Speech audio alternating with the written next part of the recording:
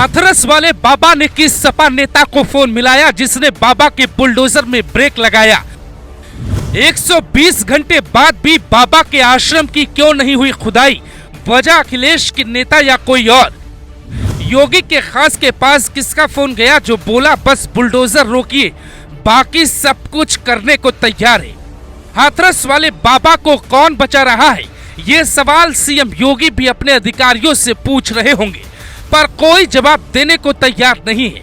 मूछ वाले सिंघम आईपीएस और हाथरस के एसपी डीएम के भी होश उड़े हैं। साल 2017 के बाद से ये शायद पहली बार है जब किसी इतनी बड़ी घटना के बाद बाबा का बुलडोजर रास्ता ढूंढ रहा है, पर उससे मंजिल नहीं मिल रही है। वो कोई घर या आश्रम नहीं तोड़ रहा है, तो सवाल है कि बाबा के बुलडोजर से नारायण साकार हरि को बचा कौन रहा है। खबर यहाँ तक है कि यूपी के एक बड़े नेता ने सीएम योगी के खास को फोन भी किया और कहा कि प्लीज बुलडोजर रोक लीजिए।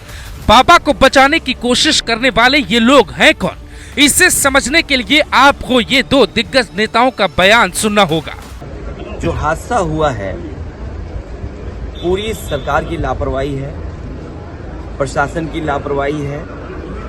और ऐसा नहीं है कि उत्तर प्रदेश की सरकार और प्रशासन के लोग न जानते हों ये बातें कि जब कभी भी इस तरह के कार्यक्रम होते हैं बड़ी संख्या में लोग आकर के शामिल होते हैं। जो जानकारी सरकार के पास थी उसके बावजूद भी सरकार को जो इंतजाम करना चाहिए था वो इंतजाम नहीं किया है। इस लापरवाही की वजह से जो जानें गई हैं उसकी जिम्मेदार सरकार है। बहुत से लोगों की जान बच सकती थी, न समय पर गाड़ियों का इंतजाम करा पाए, एम्बुलेंस का इंतजाम करा पाए, और कोई अगर अस्पताल पहुंच भी गया, इलाज के लिए गया भी है, तो उसको भी वो पर्याप्त इलाज नहीं मिल पाया जो इलाज मिलना चाहिए था। देखिए, हादसा तो हादसा ही होते हैं। सबरीमाला पे हो गया, हर जगह होता रहता है। जब कई बार ऐसी स्थिति बन जाती है, ज़्यादा भीड़ हो गई, आस्था इतनी थी भोले बाबा से लोगों को, इतने बड़े पैमाने पर भीड़ हो गई, और जब वो चले और पीछे लोग चले जैसा कहा जा रहा है, हालांकि अब तो ये जांच का बिंदु है, जांच चल रही, तो उसमें एक हादसा हो गया।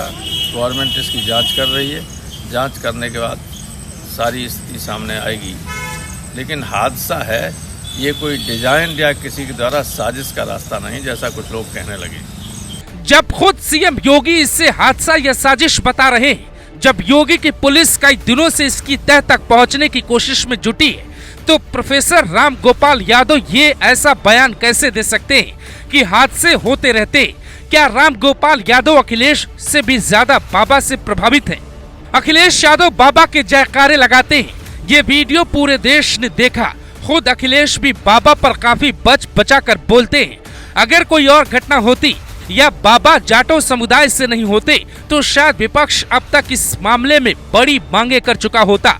सड़कों पर उसके कार्यकर्ता तूफान की तरह उमड़ पड़ते, लेकिन कई जानकार दावा करते हैं कि सूरजपाल बाबा चूंकि जाटो समुदाय से आते हैं और विपक्ष के कई नेताओं के लिए वोट बैंक बने हुए हैं, इसीलिए कोई भी सीधा बाबा की गिरफ्तारी की मांग नहीं उठा रहा।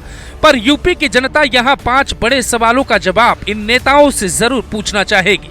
सवाल नंबर 1, पीड़ित दलित हो या दूसरे समुदाय का हो तो विपक्ष न्याय दिलाने के लिए सड़कों पर उतर जाता है। यहाँ सैकड़ों दलित महिलाओं की मौत हुई, आरोपी बाबा भी दलित है, तो क्या यहाँ विपक्ष इंसाफ नहीं दिला पाएगा?